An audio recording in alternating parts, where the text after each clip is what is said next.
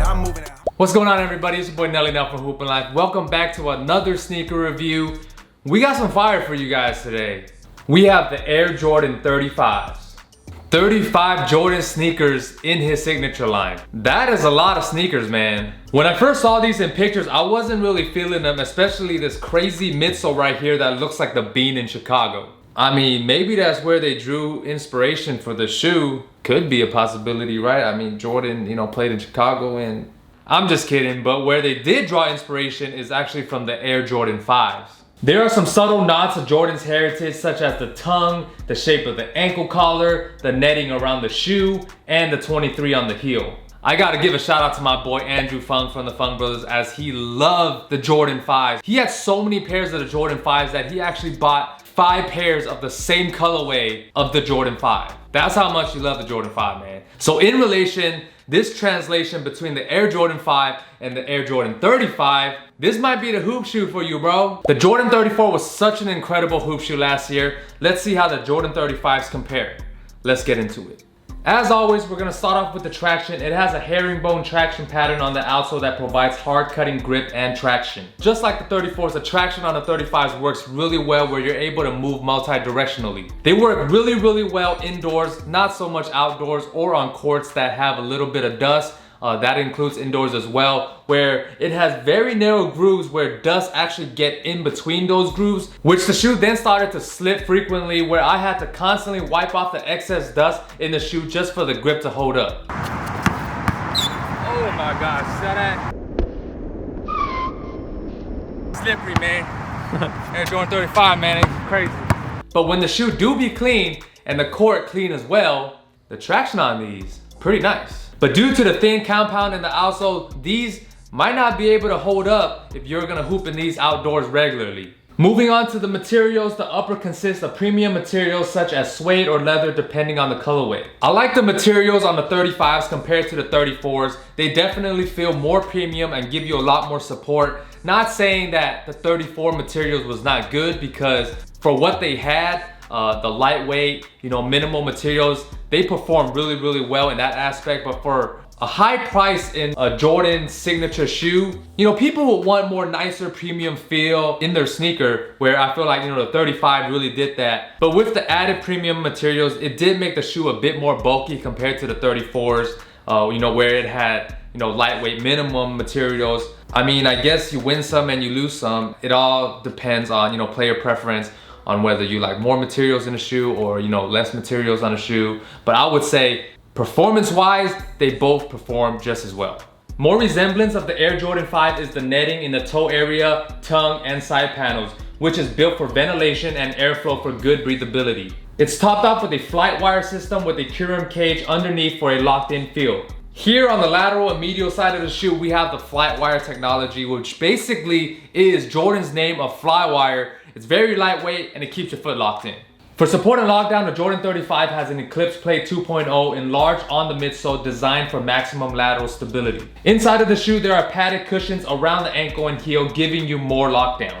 The Eclipse Plate is an updated technology used from the Air Jordan 34, but with the 35s, the Eclipse Plate is actually wrapped up higher onto the midsole, providing more lateral stability. Although for wide footers, I know there's an issue with the elevated plate on the midsole. A friend of mine in the name of Brick House Builder, he said that with the plate being right here so high, it was pressing against the side of his foot, giving him some discomfort. And for those of you guys who know who that is, comment down below as many times as you can if you want to see the return of the legendary Brick House Builder. For me, it didn't give me that problem right here, but if you turn it around on the medial side, right here where my arch is at, this part right here really did push up against my foot, when I tighten up the laces, where it did give me some aching afterwards. So beware of that. Some of you guys might get the problem right here, whereas some of you guys might get the problem right here.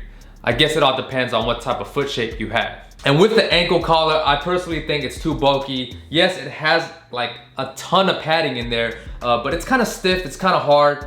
Personally, I didn't like that, including the Air Jordan 5s. I never liked this, bulky ankle collar. Where the ankle pillows were a bit big and excessive, it was kind of suffocating. For cushion, the Air Jordan 35 has large zoom airbags that are visible in the forefoot and heel, providing maximum responsiveness. Bro, they pumped up the Zoom Air in the Jordan 35s, man. Y'all thought the 34s were bouncy? These are just as bouncy, if not more, because these right here had your boy feeling springy. Jordan did improve the zoom in the heel where it provided more impact protection, which is on point. I was jumping in the rough outdoor floors and these saved my knees from all the hard impacts from the landing. The exposed area of the Zoom units provides space for the bags to expand and then contracts back when you're running, jumping, or making cuts and moves. One of the best cushioning setups by far. There's hella cushion.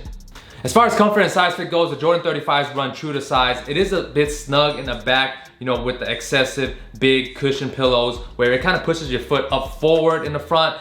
Whereas there is a little bit of dead space up here in the forefoot, but nothing too drastic where I have to go up a half size or, you know, go down a half size. I would say the fit is pretty true to size where, you know, whatever size you guys got in the 34, the 35, pretty much the same. Wide footers might have to go up half a size, you know, due to the eclipse plate issue. If you're able to try it on in store, I would say do that. But, you know, given the circumstances going on right now, not a lot of people or places allow, you know, people to go in store and try on shoes. But hey, do what you think is best. Overall, the shoe is pretty comfortable all around, except for the ankle collar. I personally don't like how the feeling of the bulkiness, you know, on the outside and on the inside. But besides that, the shoe feels really comfortable. As far as pricing goes, the Jordan 35 retails for $180.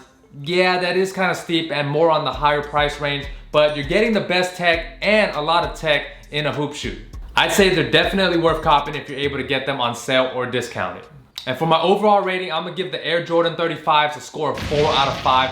There are some pros and cons to the shoe. There are some things that I like and dislike compared to the Jordan 34s, where there were certain aspects of the shoe that were better or worse between the two. Traction is inconsistent. It can be really, really good or really bad due to the dust, but wiping takes care of that. Cushion, I think, is slightly improved, but not much where it makes a huge difference. Materials, to me, were definitely improved to give you a more premium feel. Whereas support and lockdown are great, although the ankle collar and bulkiness did give me some issues. In terms of which shoe is better, the Jordan 34s or the Jordan 35s, because I know a lot of you guys are gonna ask me this in the comments, which one's better, which one should I get, 34 or 35? Both perform really, really well in their own aspects. There are certain things in the 34s that are better or worse, and vice versa with the 35s. It all depends on, you know, player preference. It's the little things. Do you guys like something that's, you know, minimal, lightweight materials, or do you like something that's more premium feel, or that, you know, gives you a more better fit, more better feeling in the shoe? It's all the little things, man. It all depends on, you know, what type of player preference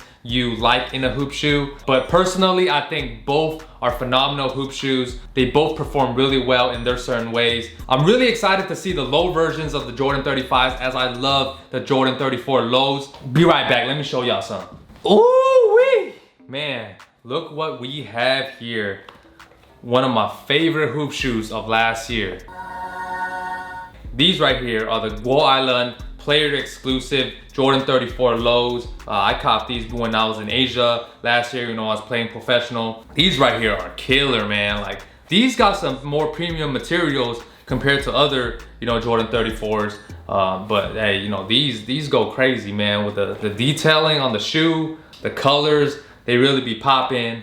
You know, they got the, you know, the Chinese characters inside. But yeah, like I said, I really like the lows a lot more compared to the mids. And I'm really hoping that when they drop the lows for the 35s, it's gonna perform just as well, if not better, because I personally think the lows perform better in the 34s. So yeah, I'm really looking forward to that. Overall, the Jordan 35 is a phenomenal hoop shoe. Even with its high price tag, you're getting a ton of top of the line tech in a sneaker. Hope you guys enjoyed that sneaker review on the Air Jordan 35s. Let me know down in the comment section below, what were some of y'all thoughts on the Jordan 35s? Do you guys like them? Do you guys dislike them? And for those of you guys who do have the Jordan 35s, do you guys agree or disagree with some of the things that I've mentioned? Lastly, let me know what other sneakers you guys would like to see me review. Check out your boy on social media. Give your boy a follow. I post a lot of dope content on there as well. And until next time, it's your boy Nelly Nuff from Hoopin' Life. I'm out. Peace.